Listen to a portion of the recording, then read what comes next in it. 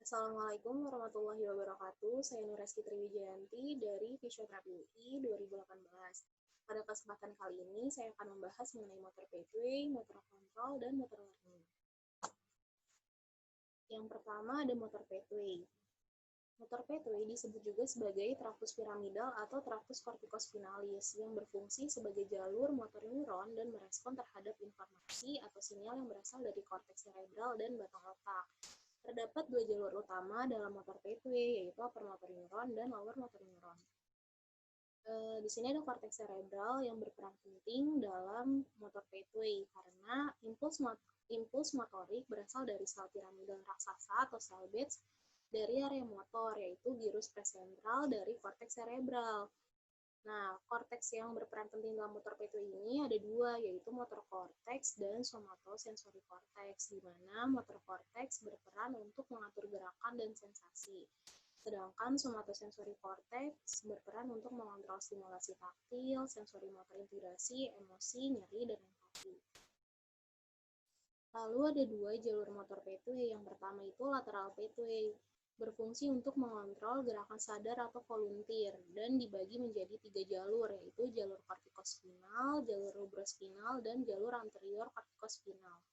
Kenapa jalur anterior kortikospinal di sini di-highlight? Karena sebenarnya jalur anterior kortikospinal ini merupakan jalur dari anteromedial pathway, tapi memiliki peranan yang sama seperti jalur pada lateral pathway, yaitu untuk mengatur gerakan sadar atau volunteer. Lalu selanjutnya ada anteromedial pathway yang berfungsi untuk mengontrol gerakan tidak sadar atau involunteer seperti pada otot penyangga vertebrae dan dibagi menjadi 4 jalur, yaitu jalur vestibulospinal, jalur retikulospinal, jalur tectospinal, dan jalur anterior kortikospinal.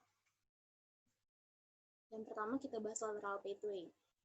Lateral pathway yang pertama ada jalur kortikospinal, yaitu berfungsi untuk mengatur gerakan pada otot distal seperti otot-otot lengan bawah. Dan yang kedua ada jalur rubrospinal yang berfungsi untuk mengatur gerakan otot-otot besar seperti biceps, quadriceps.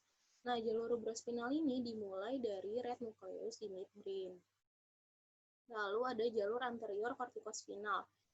Nah, jalur anterior kortikospinal ini berfungsi untuk mengatur gerakan otot-otot proksimal seperti otot-otot lengan atas dan termasuk ke dalam jalur anterior medial pathway, tetapi berfungsi mengatur otot secara volunteer.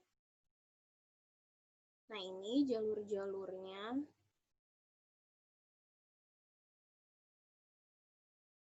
Jadi, informasi dimulai dari korteks, lalu turun menuju midbrain, menuju pons paroli, medula spinalis, sampai akhirnya ke spinal cord. Dari spinal cord, informasi yang diterima akan diteruskan melalui motor end plate ke efektor.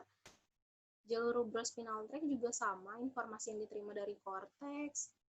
Namun, jalur ini dimulai pada midbrain, tepatnya pada red nucleus. Selanjutnya ada anterior medial pathway. Yang pertama ada jalur vestibulospinal, yaitu mengatur gerakan otot aksial dalam mempertahankan keseimbangan kepala dan menoleh. Sinyal motorik berasal dari vestibular nucleus di brainstem. Yang kedua ada jalur retikulospinal yang berfungsi untuk mengatur gerakan otot aksial dalam mempertahankan keseimbangan postur. Dan sinyal motoriknya berasal dari medula oblongata atau pons paroli.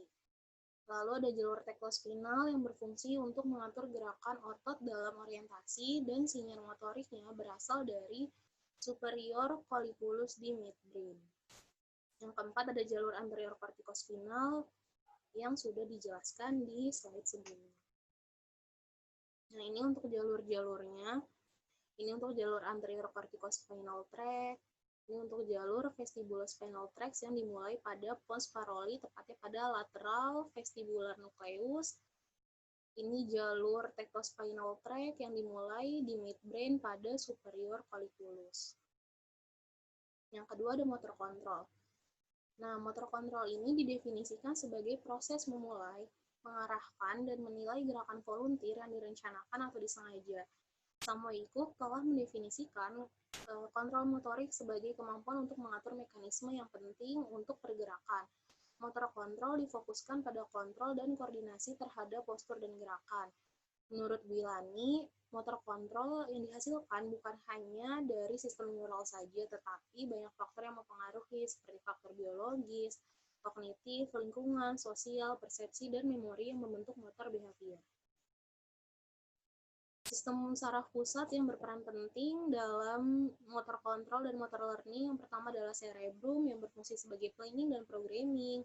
Ada cerebellum yang berfungsi untuk postural programming, ganglia basal untuk motor programming, dan corda spinalis untuk menghantarkan informasi baik menuju ke otak maupun dari otak.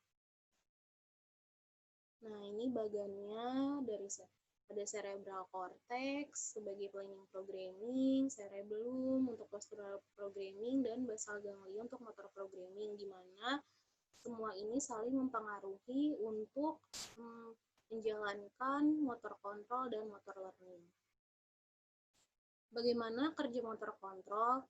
Yang pertama, tubuh akan mengidentifikasi tugas apa yang harus diselesaikan. Lalu, tubuh akan mengumpulkan informasi sensorik dari lingkungan, lalu memahami informasi, dan akan memilih rencana gerakan apa yang sesuai untuk memenuhi tujuan atau sinyal yang diterima.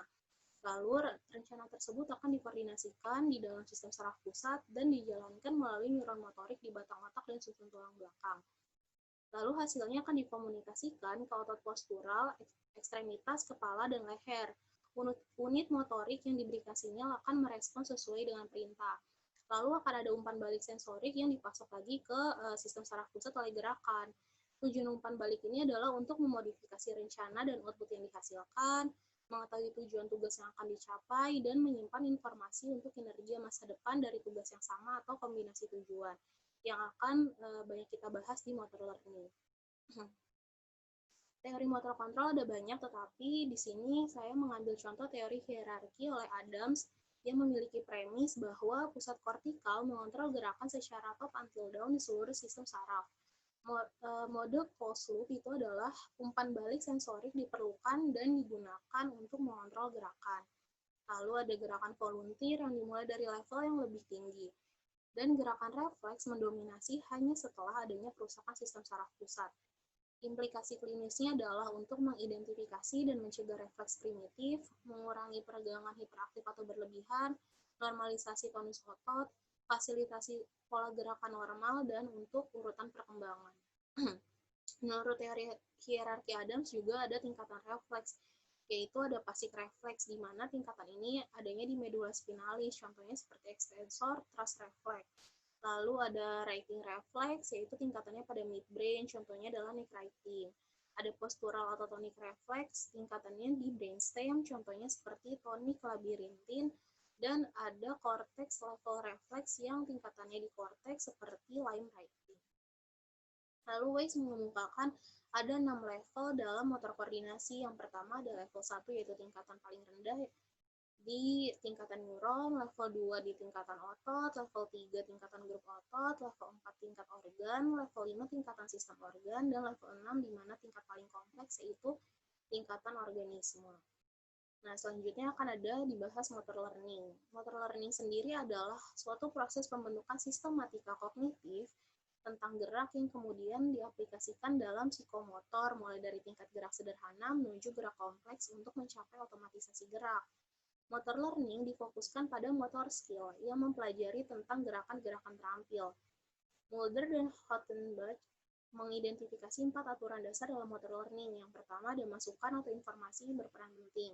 Yang kedua, informasi harus variabel, informasi harus bermakna, dan lokasi pelatihan harus berhubungan dengan lokasi aplikasi.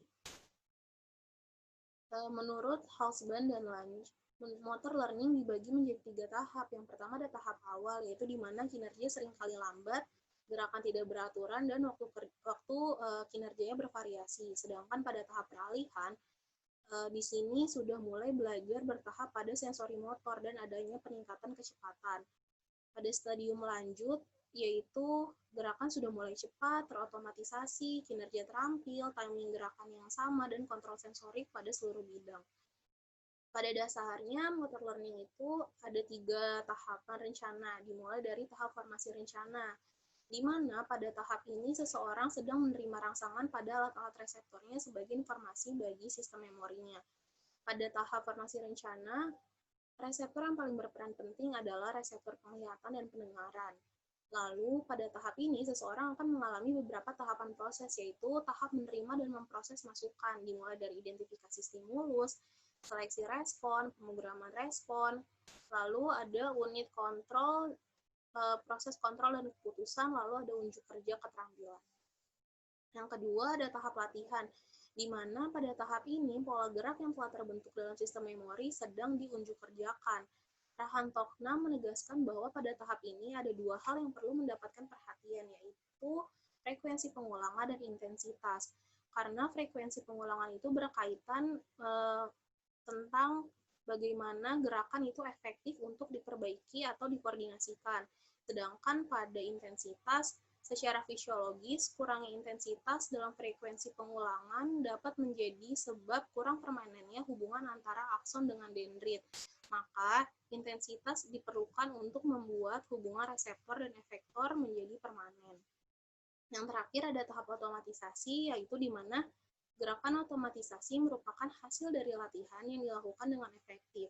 Gerakan otomatisasi dapat terjadi karena terjadinya hubungan yang permanen antara reseptor dengan efektor. Gerakan otomatisasi dalam mekanismenya tidak lagi dikoordinasikan oleh sistem saraf pusat, melainkan pada jalur singkat pada sistem saraf otonom. Sekian yang dapat saya sampaikan, kurang dan lebihnya mohon maaf. Wassalamualaikum warahmatullahi wabarakatuh.